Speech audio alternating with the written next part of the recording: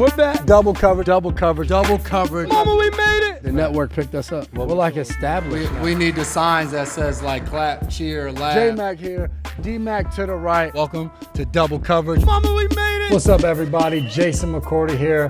Devin McCourty on the side of me. Welcome to Double Coverage with the McCourty Twins. We're back, another episode. As you guys know, you can find us each and every week right here on NESN. If you miss us here, you can find us on YouTube or iTunes. All you have to do is search Double Coverage with the McCourty Twins. And as always, you can find us on social media, whether it's Twitter, Instagram, Facebook, at McCourty Twins. And check out our cool website, McCourtyTwins.com.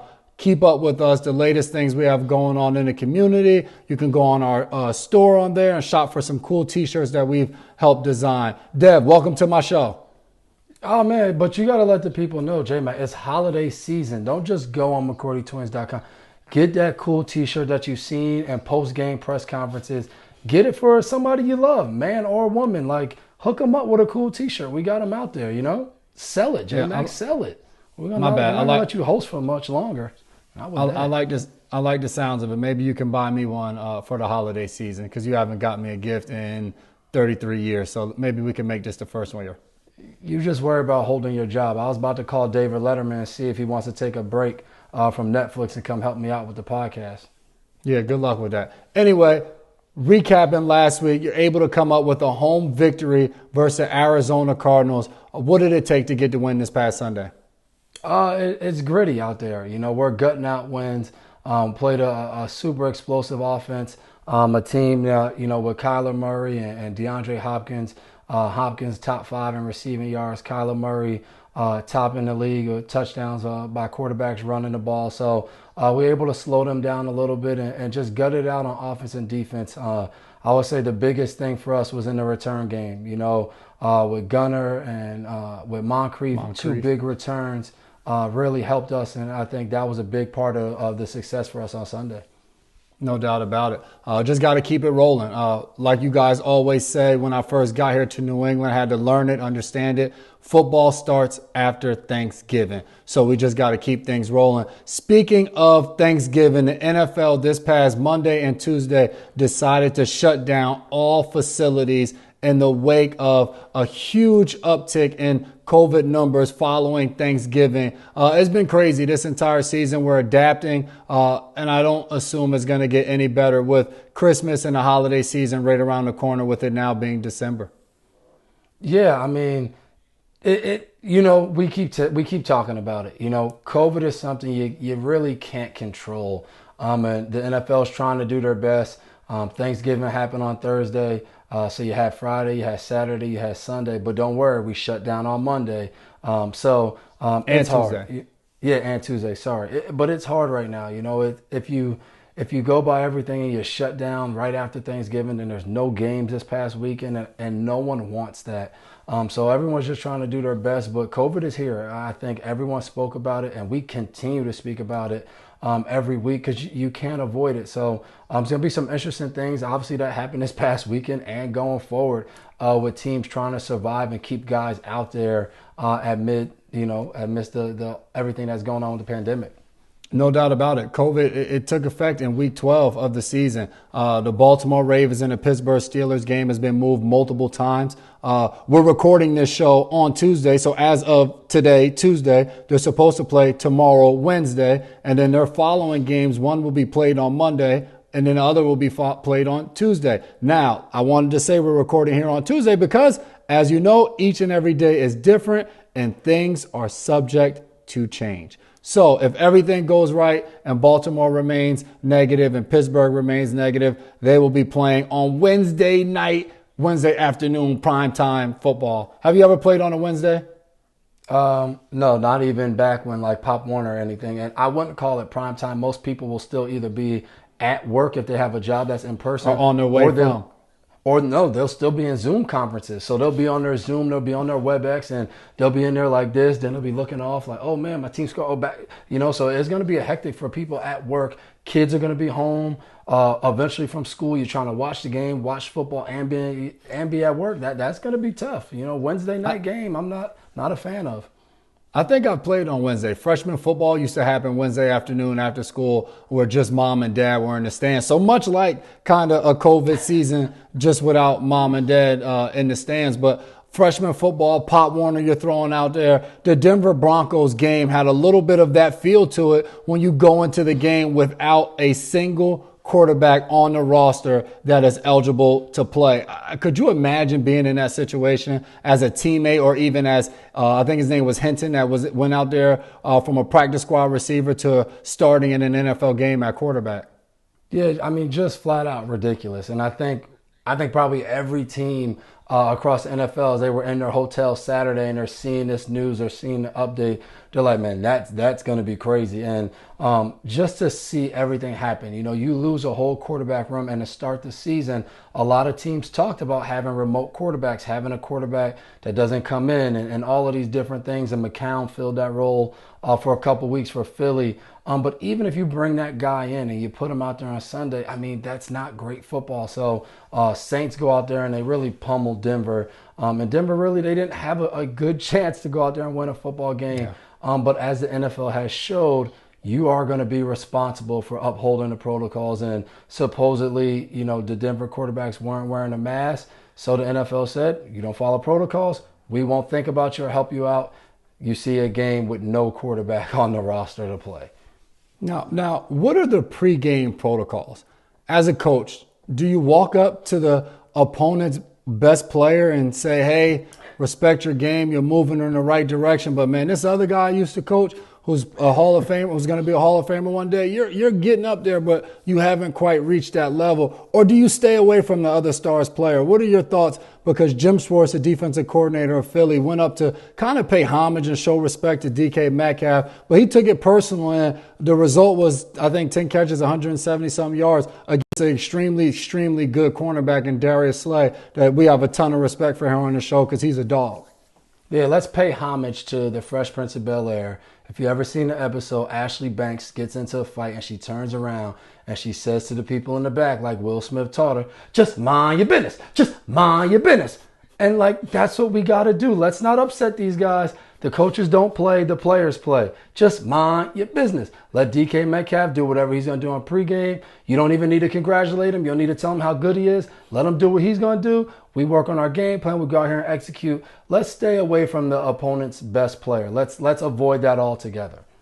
Yeah, no doubt about it. And the 49ers will be playing games elsewhere, so their whole routine and protocols are going to change. As Santa Clara said, there will be no contact sports for the next 3 weeks. The 49ers have 1 road game, 2 home games, and they're going to be playing in Arizona. Talk about unprecedented times. 2020, each week of the NFL season, just continues to throw something crazy at us. I could not imagine traveling to play a home game.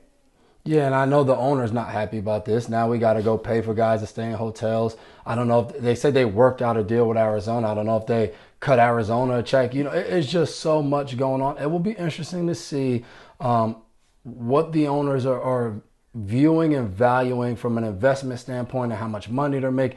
All of that plays a key role. So if things start to steamroll, it'll be interesting moving forward to see what exactly happens. Do we just fight through it and finish the season? We'll see how it all goes. And even with all of that going on, the regular business of the NFL still takes place.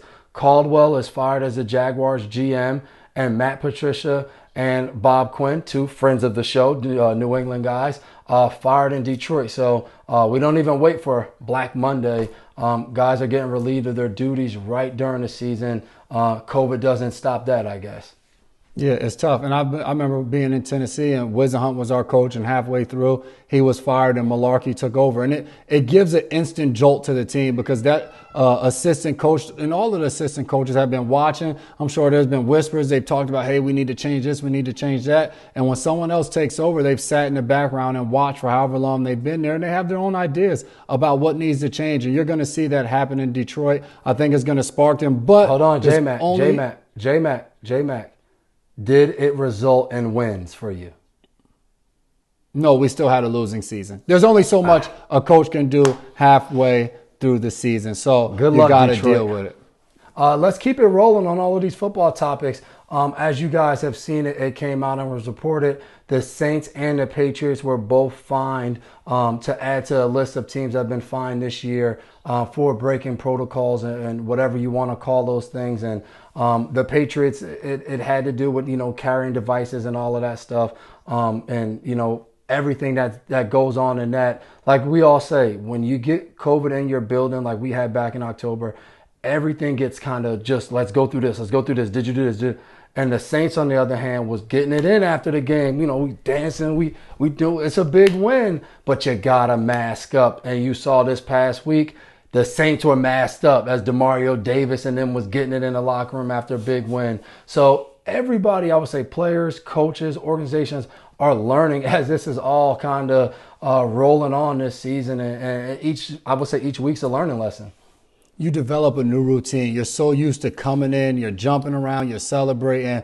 And now, we have their guys passing out masks when we first come in the locker room. And I think this is a good example because I think it needs to trickle down throughout the other leagues. The NFL finding people, it becomes a topic. Everybody's reading it. Hopefully now in college, when they come in from games, they're putting on masks. High school, Pop Warner, all the way down through, because I do think it's something smart. You're back indoors. You're very close to each other. You're breaking it down, all of that good stuff. So I do think we need to continue to do that. And lessons learned, like you said. Also in Houston, we had, like you said before, Billy O'Brien was fired. New coach takes over interim. Now they have suspensions on two of their star players, Bradley Roby and Fuller. Both of them going to miss the remainder of the season and a game next year. 2020's been insane. Add PED violations to that as well. Well, you got to love these things. Because we were talking about this in our group chat, and I saw it all over Twitter and stuff. No matter what it is, like all PED violations that come up, it's always the same story. Like, I took something and I didn't know. And obviously, I don't know the story behind either one of these guys. But it would be interesting someday if after someone gets caught with a PED suspension, they like, yeah, man, you got me. You got me. I knew you just got me. So tough situation in Houston. But I do think sometimes it happens like that. Guys train places. You're figuring out, all right, here's this supplement that's going to help. Here's that supplement. And then next thing you know, it comes up. Odd that both of them on the same team. They could have been training at the same place or whatever. But it goes to show how important it is to make sure whatever you're putting in your body, you're running it through the team or running through somebody that has a ton of knowledge on the topics of what the banned substances are and what they aren't. Oh, yeah, definitely. I think some of those cases are definitely true. But out of all, whatever amount of PED suspensions there's ever been in the NFL, there's some people who knew. That's all I'm saying, J-Mac. Some people knew. They knew what they were taking. Here you go. Speaking of PEDs, which assistant coach would you maybe give some PEDs for them to be able to suit up on Sunday? The Broncos, without a quarterback, wanted their quality control coach to be able to suit up and play quarterback. If you had to choose one coach on the New England Patriots, who would you want to go out there and suit up and take a snap with you? This is a no-brainer. First and foremost, the first guy you would never pick is Coach Bill Belichick. You do not want him suiting up for you. But the guy I would go with, and he would definitely need some PEDs to get back to what he used to be, Gerard Mayo. Bring Mayo back out there. Even as the little tiny guy that he is now, you put him in the middle. He knows all his checks. He's seen it all before. We'd be on the same page if we bring little skinny linebacker Gerard Mayo back.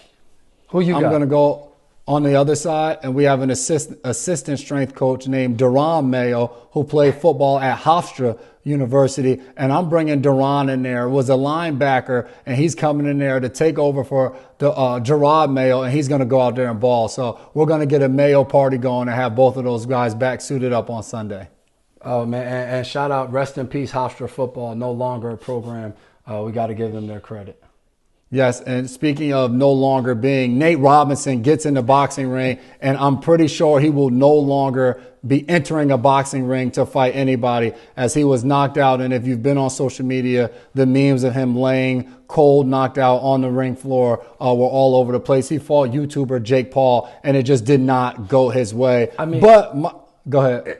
It was the Martin episode where Martin boxed Tommy. It was it looked like a show. It looked like a sitcom. The way he got knocked down like 3 or 4 times, and the last one was just night, just to the canvas. And Mocha Sports helps us out running this podcast, and they do a lot with Showtime Boxing. I don't know if any of them have ever seen someone get knocked out like this. And that was all in front of the main event, Mike Tyson versus Roy Jones Jr. I did not really see any of that fight. It was a draw, and I think it was a draw. Let you know everything you need to know about the fight. They made some money. Pay-per-view made money, so great. But not ideal for what you want to see. I watched the weigh-in, and I can't unwatch that. For sure. But two Hall of Famers, two of the best at their crafts, and will definitely go down in history. But definitely was something that I did not tune you just into. You got to think about it. We don't want to see Shaq and Charles Barkley play basketball no more in the NBA. It just is what it is. Now, for one of our favorite times of the week, the Dan O'Brien keeping it awesome moment of the week. J-Mac, what do you got this week? We're going down to Nashville. Anchor down. Vanderbilt has the first female player of a Power 5 school compete in a game. Kicker Sara Fuller, a senior soccer player, goes out there and is able to compete for the first time. She is able to kick the second half kickoff, but she made history going out there being the first girl to do so. But Vanderbilt, let her kick the field goal, let her kick off, let it get her deep down the field. And then her teammates didn't help her out a lot because they lost 41-0, and we've given Jawan Williams and Adam Butler a hard time about Vandy not competing this year, and they actually let go of their coaching staff. But Sara Fuller, you're the MVP of the season. Good job. Yeah. Shout out Sara Fuller to stay focused through all of the distractions and all of the media hype. She was locked in, ready to go. Vanderbilt, you know you're going to lose. You haven't won a game all year. I don't care if you get anywhere over midfield, let her just kick the ball. It would have been a highlight for your fans. Nashville would have loved you, but now they only talk about Derrick Henry. It could have been you, Vandy. It could have been you. Man, let's get into some Twitter questions. Ryan Ferb says, what goes into the locker room during halftime, especially the Super Bowl 51 halftime? I'll hit the halftime. Obviously wasn't there for Super Bowl 51, but just in general, not a ton of time. Only 12 minutes for halftime. The Super Bowl actually is almost double, almost a half an hour. But during the normal halftime, you go in there, you get a bathroom break, you grab something to drink real quick, hit some energy, and then you're going over the halftime adjustments. And then next thing you know, you're back out there on the field. But you get a chance to regain some of your thoughts. Yeah, and I think that's what it is. And I only know in New England. So it's like everyone comes in and you're locked in. And like J-Mac said, at that Super Bowl 51, you had so much time. It was coming. We knew what we were doing. We were going to come in. You had 5 minutes to yourself. Then you had 5 minutes to go over the first half. Then you had another 5 minutes to yourself. And then you had another 5 minutes to review what were going to be the adjustments for the second half. We didn't have time to think about how much we were losing by. It was let's fix this and let's just give ourselves the last 30 minutes with this 2016 team, and it turned out in our favor. Shout out Super Bowl 51. Shout out Super Bowl 51 MVP in our eyes, James White. We have an upcoming event coming up with David Yurman, December 11th to December 13th. All you have to do is go to the Yurman store in the Copley Mall right there in Boston, and 10% of anything you purchase will go to our Tackle Sickle Cell Fund. This is December 11th through December 13th. Copley Mall, David Yurman. Over the past 2 years, we've been able to partner with David Yurman and raise over $100,000 to go towards our Tackle Sickle Cell. And if you do this, you can also go online and for the coupon code, just write in twins, and that'll give us 10% as well. And each and every person that does this will get a special David Yurman ornament that is not sold anywhere, exclusive for you. Yeah, and make sure you jump in this because you're not only going to get a cool ornament, but you're going to give yourself a chance. If you go and you spend $5,000, you'll get invited to a Zoom meet and greet, and you'll get to meet myself, and we'll throw J-Mac along if you want that. Thanks. And then also, you have a chance to win autographed memorabilia from us, game-worn jerseys, game-worn cleats. Just go out there and try to spend the most money in the 3 days. Help out Tackle Sickle Cell and get a chance for some exclusive content and time with J-Mac and D-Mac. All this information will be on our social media pages, McCourty Twins. Appreciate that. And like always, thank you guys for tuning in. You know you can find us right here each and every week on NESN. If you miss us there, YouTube, iTunes, make sure you hit that subscribe button. And like always, we will see you guys each and every week with an upcoming game. We're getting ready to go to California for 2 games, Sunday and then Thursday night. And over these holiday seasons, make sure you have a reason to say, Mama, we made it! Because that's what it's all about. See you guys next week.